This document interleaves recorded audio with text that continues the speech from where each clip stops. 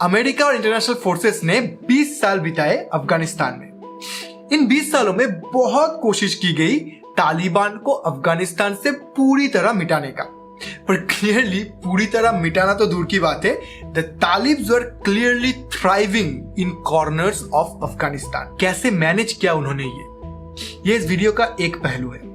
इस वीडियो का दूसरा पहलू होगा कि इन 20 सालों में इंडिया के साथ अफगानिस्तान के क्या रिलेशनशिप रहे और अब इस सिनेरियो में इंडिया क्या स्टेप्स ले सकता है। आइए बात करते हैं। हे गाइस, मेरा नाम है Akash, I am a final year law student in South Calcutta law college और ये है अफगानिस्तान क्राइसिस पार्ट 2।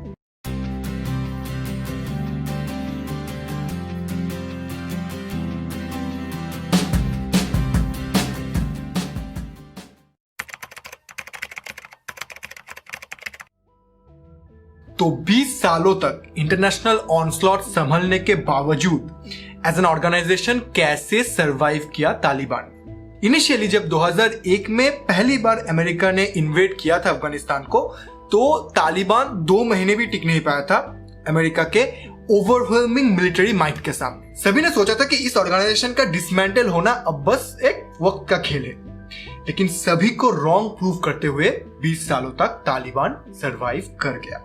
कैसे? पहला पॉइंट यहां पे है लोकल लेजिटिमेसी। दोस्तों, अफगानिस्तान के इंटीरियर्स में एक्चुअली में बहुत से ऐसे लोग रहते हैं जो इस तालिब आइडियलिज्म में बिलीव करते हैं। They are basically Taliban sympathisers. ये लोग मिलिटेंट्स नहीं है, ये नॉर्मल लोग हैं, आम लोग हैं, रोजमर्रा की जिंदगी जी रहे हैं, but they are sympathisers to the Taliban. और रूरल अफगानिस्तान में बहुत बड़ी तादाद में ऐसे तालिबान सिंपथाइजर्स मौजूद थे। Apart from that, Taliban was never like any other terrorist organization that the world has seen. 1990s में इनके शुरुआत से ही गोल था कि अफगानिस्तान में स्ट्रिक्ट शरीयती इस्लामी लॉ का इम्प्लीमेंटेशन हो, और वो करने के लिए इनको पावर चाहिए था अफगानिस्तान के मसनद का। They always wanted to run a shadow government alongside the actual government in Afghanistan, और with time इनका गोल ये था कि इस actual government को ओवरथ्रो करके अफगानिस्तान के मसनद का कंट्रोल अपने हाथ में ले लेना।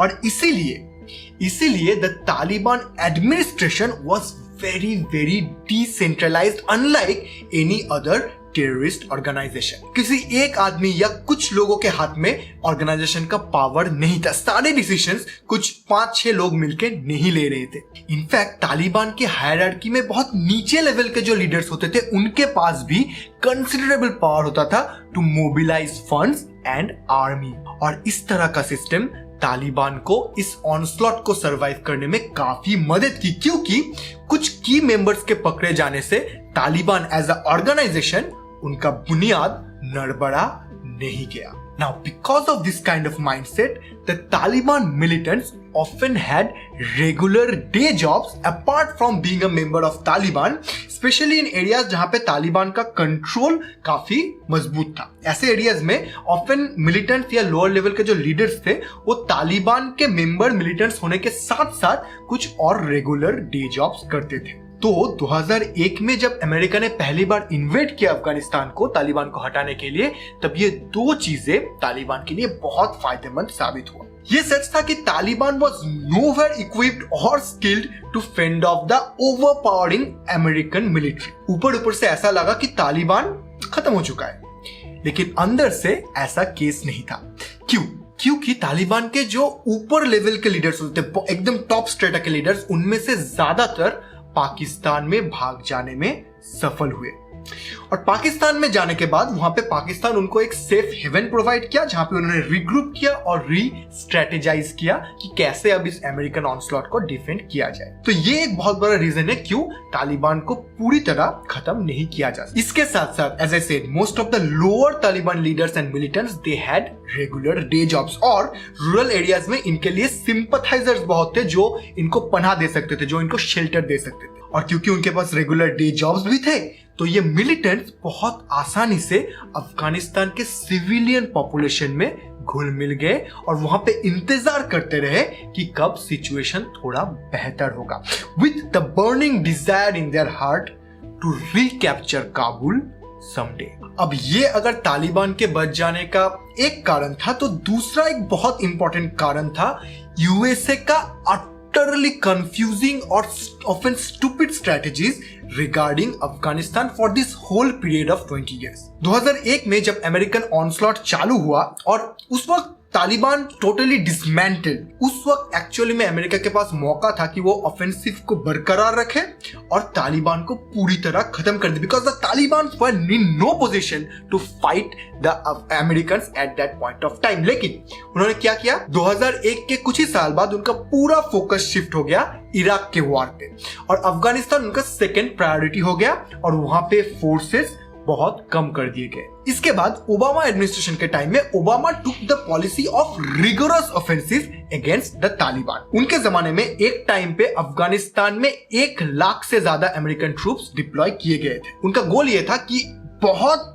फोर्स अप्लाई करके तालिबान को हटाया जाए, मार दिया जाए, खत्म कर दिया जाए और अफगानिस्तान से निकल लिया जाए। But by this time the Taliban had regrouped, by this time the Taliban had restrategized और इसीलिए इस जमाने में ओबामा एडमिनिस्ट्रेशन के अंदर इवन दो बिन लादेन को मारने जैसा सक्सेस अमेरिकन मिलिट्री को मिला, पर साथ ही साथ 2009 के आसपास उस टाइम से तालिबान ऑफेंसिव चालू हो गया। तालिबान धीरे धीरे अपना लैंड रिक्लेम करने लगा अफगानिस्तान में and now because they had restrategized and regrouped, America उसको रोकने में बहुत ज्यादा सफल नहीं हो पा रहा था। अब यहाँ पे आपको एक और चीज याद रखना और समझना बहुत जरूरी है, ये जो तालिबान के लीडर्स थे इस वक्त में, इनमें से ज्यादातर 1980s में जब अमेरिका मुजाहिदीन को आर्म्स सप्लाई कर रहा था, मुजाहिदीन को सपोर्ट दे रहा था to topple the Soviet backed communist government in Afghanistan,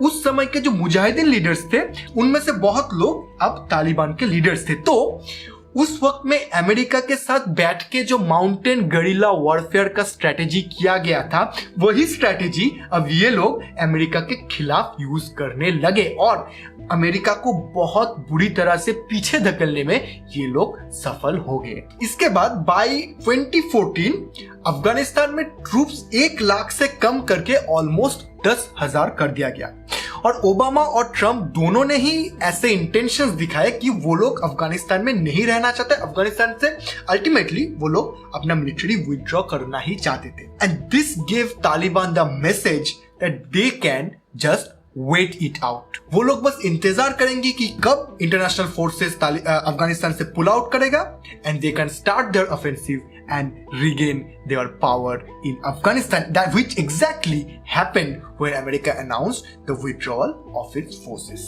अब तीसरा सवाल ये उठता है कि तालिबान को इतनी लंबी लड़ाई लड़ने के लिए फंडिंग कहां से मिली? तो इस बात में तालिबान काफी सेल्फ सफिशिएंट था। देखिए, अब तक तो आप ये समझ गए होंगे कि किसी भी पॉइंट में अफगानिस्तान से तालिबान को पूरी तरह वाइप आउट नहीं किया जा सका था at no point in this 20-year period. तो जो भी एरिया तालिबान के कंट्रोल में था या फिर जिन एरियाज में उनका थोड़ा भी इन्फ्लुएंस था, वहां के ओपियम ट्रेड से उनके ट्रेजरी में बहुत बहुत सारा पैसा आता रहता था। जहां पे उनका कंट्रोल था वहां पे तो तालिबान ही ओपियम उगाते थे और जहां पे उनका इन्फ्लुएंस था, जैसा कि मैंने कहा कि बहुत सारे सिंपैथाइजर्स रूरल अफगानिस्तान में तालिबान के लिए था और वो लोग अपने प्रॉफिट्स का एक हिस्सा तालिबान को एज डोनेशन देते रहते थे और इस ओपियम ट्रेड से उनका मैक्सिमम जो खर्चा है वो उठ जाता था। इनफैक्ट अफगानिस्तान ओपियम एक्सपोर्ट में वर्ल्ड में नंबर 1 है और इसमें से ज्यादातर इल्लीगल ओपियम है और इस इल्लीगल ओपियम में से जो ज्यादातर प्रॉफिट मार्जिन है वो जाता था तालिबान के ट्रेजर में। तो इसको रोकने के लिए अफगान गवर्नमेंट और वहां पे जो इंटरनेशनल फोर्सेस थे वो कभी कभी जाके ये जो ओपियम फील्ड होते थे वहां पे आग लगा देते थे, पूरा जला देते थे। उनका गोल ये था कि इससे ओपियम ट्रेड रुकेगा, तालिबान की फंडिंग रुकेगा, लड़ने में आसानी होगी। लेकिन इससे होता क्या था कि जो लोकल फार्मर से जो ये ओपियम उगाते थे वो गवर्नमेंट से और भी ज्यादा एलियनेट हो जाते थे। उनका तो रोजमर्रा की इनकम जो है उस पे हानि पहुंच रहा था ना, क्योंकि उनका इनकम ही था ओपियम ट्रेड। अब उनका पूरा फील्ड आप आग लगा के जला देंगे तो आपके लिए कोई अच्छी फीलिंग तो उनके दिल में आने नहीं वाला है।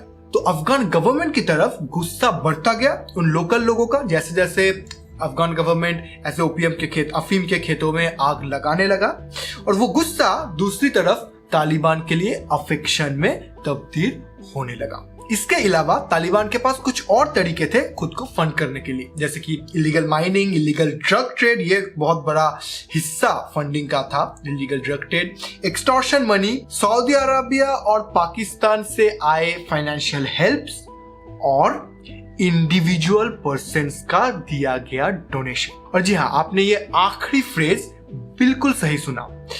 तालिबान को कुछ individual, highly powerful individuals fund करते थे, रेगुलर पैसे भेजते थे। अब ऑब्वियसली ये लोग कौन है ये कभी पता नहीं चला, लेकिन बहुत सारे रिसर्च ऐसे हैं जो ऐसा दिखाता है और ऐसा पॉइंट आउट करता है कि बहुत सारे ऐसे इंडिविजुअल डोनर्स है तालिबान के लिए जो तालिबान को फंडिंग देके सपोर्ट करता है। And how sick is that. Okay, अब बात है कि इस पूरे सिनेरियो का इंडिया पे क्या इफेक्ट होने वाला है।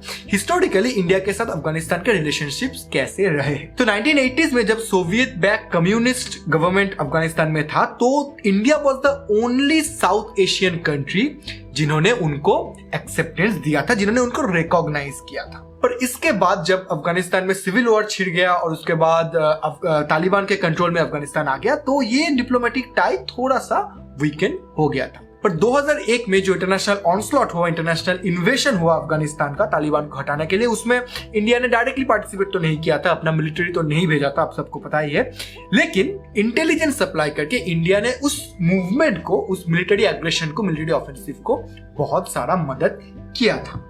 और तब से लेके आज तक अफगानिस्तान के साथ इंडिया का जो रिलेशनशिप है वो काफी स्ट्रांग रहा है। मतलब अफगानिस्तान के जो डेमोक्रेटिक गवर्नमेंट अभी था उसके साथ इंडिया का रिलेशन काफी स्ट्रांग रहा है। 2011 में ये दोनों देश एक स्ट्रेटेजिक पार्टनरशिप एग्रीमेंट भी साइन किया था और 2017 तक रिपोर्ट्स के अनुसार इंडिया कुछ $3 बिलियन इन्वेस्ट कर चुका था अफगानिस्तान में। India had made more than 200 schools, gave scholarships to more than 1,000 Afghan students and hosted more than 16,000 Afghan students in India for study. अब ये जो huge investment इंडिया के तरफ से अफगानिस्तान में किया गया, इसमें से कुछ बिजनेस वेंचर्स थे और कुछ गिफ्ट्स थे, प्योरली तोहफा थे। फॉर एग्जाम्पल, ये जो अभी अफगानिस्तान का पार्लियामेंट हाउस है, वो पार्लियामेंट हाउस इंडिया के तरफ से अफगान गवर्नमेंट को तोहफे के रूप में दिया गया था। तो आप समझ सकते हैं कि ये रिश्ते काफी गहरे थे। अब यहाँ पे सवाल फिर ये उठता है कि should India intervene, and if India intervenes, should it be a armed invasion या फिर अ डेमोक्रेटिक इंटरवेंशन। अब ये तो कई हद तक अब तक क्लियर हो चुका है कि इंडिया मिलिट्री तो भेजने नहीं वाला है अफगानिस्तान में। आर्म्ड इन्वेशन का सवाल इंडिया की तरफ से होने नहीं वाला। इनफैक्ट जब अमेरिका ने अनाउंस किया कि वो लोग अपना फोर्स विथड्रॉ कर लेंगे अफगानिस्तान से, उसके कुछ ही दिन बाद इंडिया ने तालिबान से बात करने के लिए अपने बैक चैनल्स ओपन किए।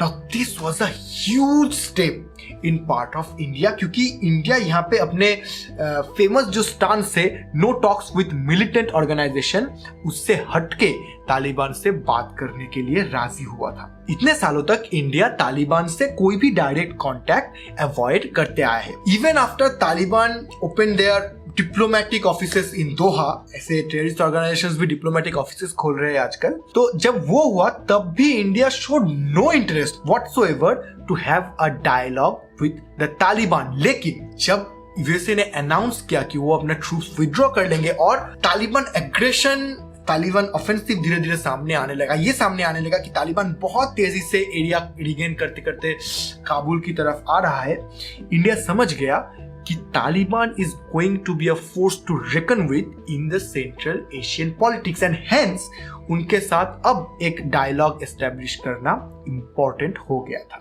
इसके पहले इंडिया के जहन में यह भी था कि तालिबान के साथ किसी भी तरह का डायरेक्ट कम्युनिकेशन अगर वो करेंगे तो इंडिया के साथ अफगान गवर्नमेंट, डेमोक्रेटिक गवर्नमेंट का जो एक अच्छा खासा बॉन्ड है उसमें दरार आ सकता है, तो वो भी इंडिया के जहन में था। लेकिन as soon as India understood कि ये डेमोक्रेटिक अफगान गवर्नमेंट अब बस कुछ चंद दिनों के मेहमान है, उन्होंने तालिबान से बात करना शुरू कर दी।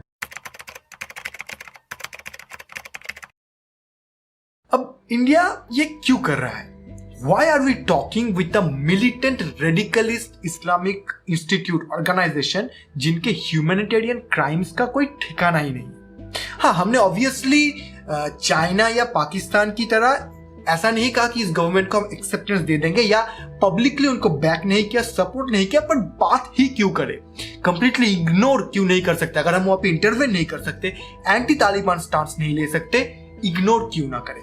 प्रॉब्लम यह है दोस्तों कि इंटरनेशनल रिलेशंस इमोशन और मोरल्स के बेसिस पे नहीं चलता है. Unfortunately, as much as we despise the Taliban are now the controlling force in Afghanistan, और फोर्सेबल फ्यूचर में भी वो बदलने के ज्यादा कुछ आसार नहीं दिख रहे. क्योंकि देखिए, अमेरिका अब इंटरवेन तो करेगा नहीं, वो लोग अपना डिसीजन बता चुके हैं. नेटो भी अपना फोर्स विथड्रॉ कर रहा है, बाकी इंटरनेशनल आर्मी जो भी वहां पे वो अपना फोर्स विथड्रॉ कर रहे हैं, और कोई नया देश अब आके अफगानिस्तान में इंटरफेयर नहीं करेगा. After witnessing the debacle that was this American mission for 20 years. इस 20 साल में अमेरिका का जो नेशन बिल्डिंग प्रोस्पेक्ट था अफगानिस्तान का, या फिर तालिबान को हटाने का जो प्रोस्पेक्ट था, वो मिशन तो उसका रिजल्ट क्या है? Zero, right? उसका कुछ भी नहीं हुआ. तो ये विटनेस करने के बाद 20 सालों तक अमेरिका इतना खर्चा किया, उसके बाद भी रिजल्ट जीरो. ये देखने के बाद कोई नया देश आके वहां पे अपना टाइम, पैसा या फिर रिसोर्सेस, मैन पावर इन्वेस्ट नहीं करेगा. और करे भी क्यों? Why should anyone fight someone else's war जब वहां पे कोई सेल्फ इंटरेस्ट ही नहीं है? तो फोर्सेबल फ्यूचर के लिए अफगानिस्तान का कंट्रोल तालिबान के पास रहने वाला है, ऐसा मोटा मोटा तय हो चुका है. And the same goes for India. India भी वहां पे अपना मैन पावर अभी वेस्ट नहीं करेगा. इनफैक्ट इंडिया को अमेरिका ने बहुत बार रिक्वेस्ट किया है अफगानिस्तान में अपने ट्रूप्स डिप्लॉय करने के लिए. जब अमेरिका ने डिसीजन लिया था कि वो अफगानिस्तान से अपने ट्रूप हटा लेंगे 2014-15 में, तभी उन्होंने रिक्वेस्ट किया था कि वो जो ट्रूप अमेरिका वहां से हटा रहा है वो इंडिया रिप्लेनिश करे. लेकिन इंडिया ने कभी भी उसमें कोई इंटरेस्ट नहीं दिखाया. Whether it's the UPA government or the India government, nobody had any interest in deploying military troops in Afghanistan. अब एक और वजह भी है कोई स्ट्रॉन्ग एंटी तालिबान स्टांस ना लेने का, वो है अगर इंडिया एक स्ट्रॉन्ग एंटी तालिबान स्टांस लेता है तो इंडिया में टेररिस्ट अटैक्स का चांसेस बहुत बढ़ जाएगा. अगर आप गौर करेंगे तो 2014-15 के बाद से इंडिया के सिविलियन पॉपुलेशन में कोई बहुत बड़ा टेररिस्ट हमला नहीं हुआ है. गॉड फॉरबिड, नहीं हुआ है. कोई बॉम्ब ब्लास्ट या फिर कोई शूट आउट ऐसा बहुत बड़ा सिविलियन पॉपुलेशन पे, आर्मी में बहुत सारे हुए, सिविलियन पॉपुलेशन पे नहीं हुआ है. और अगर अभी इंडिया अफगानिस्तान में आर्मी डिप्लॉय करेगा तो तालिबान, तहरीकी तालिबान और पाकिस्तान में जितने सारे terrorist organisation, terrorist cells active है, उनका नंबर 1 टारगेट बन जाएगा इंडिया. वहां पे वो रिवेंज अटैक्स लेना पसंद करेंगे, जो रिस्क इंडियन गवर्नमेंट बिल्कुल भी नहीं ले सकता और नहीं लेना भी चाहता है. पर अब हम अगर अपने पुराने सवाल में वापस जाए कि पूरी तरह इग्नोर क्यों नहीं कर सकता इंडिया तालिबान को? वो जो 3 बिलियन का इन्वेस्टमेंट करके रखा है इंडिया अफगानिस्तान में. इनफैक्ट शुरू में जब बस तालिबान ऑनस्लॉट ऑफेंसिव शुरू हो रहा था, तब ऐसे र्यूमर सामने आए थे कि the Taliban are targeting establishment backed by India. they are actively trying to destroy those establishments. अब ऑब्वियसली फ्रेंडशिप डैम या फिर पार्लियामेंट हाउस जैसे बड़े जो गिफ्ट्स थे उनको तो शायद वो लोग डिस्ट्रॉय नहीं करेंगे, लेकिन all the Indian build schools, Indian build roadways, Indian build railways, इन सबको टारगेट कर करके नष्ट किया जा रहा था. और इसके पीछे एक वजह यह भी हो सकता है कि the Taliban were backed by Pakistan and Pakistan in turn wanted Taliban to destroy these structures. अब इंडिया यहाँ पे क्या करता? बैठे बैठे अपने इन्वेस्टमेंट्स को नष्ट होते देखता? ऐसा तो नहीं हो सकता. तो इस वजह से भी तालिबान से बातचीत शुरू करना इंपॉर्टेंट था. इसके साथ साथ क्योंकि चाइना और पाकिस्तान ने डायरेक्टली तालिबान गवर्नमेंट को सपोर्ट करने की बात की है. खैर, पाकिस्तान ने तो तालिबान की बनने में ही मदद की थी, पर क्योंकि उन्होंने ऐसा बात किया और क्योंकि फोर्सिबल फ्यूचर में अफगानिस्तान में तालिबान ही रहने वाला है, तो उनके साथ डिप्लोमेटिक रिलेशनशिप्स ना बनाने से सेंट्रल एशिया में इंडिया का इन्फ्लुएंस बहुत बुरी तरह से हैम्पर हो सकता है.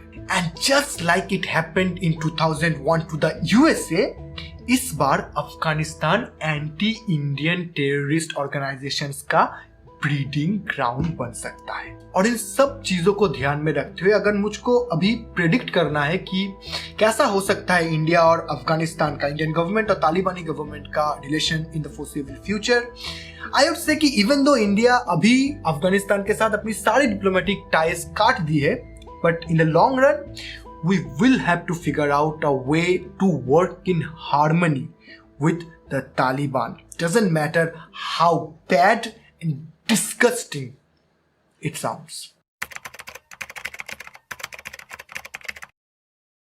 Now lastly, क्या फ्यूचर है अफगानिस्तान का, अफगानिस्तान के एक एवरेज सिटीजन का? क्या नियर फ्यूचर में तालिबान रूल हट सकता है? Personally I don't think so. America के इस हिमालयन फेलियर के बाद कोई और देश अभी अफगानिस्तान में अपना टांग तो अड़ाएगा नहीं। अपना सेल्फ इंटरेस्ट के बगैर किसी जगह में अपना मिलिट्री आर्मी या फिर रिसोर्सेस डिप्लॉय करना कोई भी देश नहीं चाहता। अबमॉनिश सब करेंगे तालिबान को, शायद रिकॉग्निशन भी नहीं देंगे। उनके हर एक ह्यूमैनिटेरियन क्राइम के बाद यूएन पे चर्चे होंगे, लेकिन कोई भी देश कोई रियल या एक्टिव स्टेप नहीं लेगा तालिबान की रेजाइम को अफगानिस्तान से हटाने के लिए। And for the average Afghan person एक लंबी काली रात छा चुका है अफगानिस्तान पे, जिसका सुबह फिलहाल हराइजन पे नजर नहीं आ रहा है। उम्मीद है ये वीडियो आपको इंफॉर्मेटिव लगा होगा और इंटरेस्टिंग भी। अगर ऐसा लगा है तो इस वीडियो को लाइक कीजिए, शेयर कीजिए, और अगर आप ऐसे ही और करंट जियोपॉलिटिकल इश्यूज में वीडियोस देखना चाहते हैं तो इस प्लेलिस्ट पे क्लिक कीजिए जो खास आपके लिए क्यूरेटेड है। और अगर आप कुछ लीगल कंसेप्ट बहुत ही आसान शब्दों में समझना चाहते हैं तो इस प्लेलिस्ट पे क्लिक कीजिए। और मेरे चैनल में मेरे एकेडमिक वीडियोस का भी बहुत सारे प्लेलिस्ट है, आप चैनल में जाके वो देख सकते हैं। और इन सब को देखने के बाद अगर आपको ऐसा लगे कि मैं ये डिजर्व करता हूँ तो please do subscribe to this channel, that really helps us to grow and provide this kind of content to you. चलिए मैं आपसे मिलूंगा अगली वीडियो में। बाय।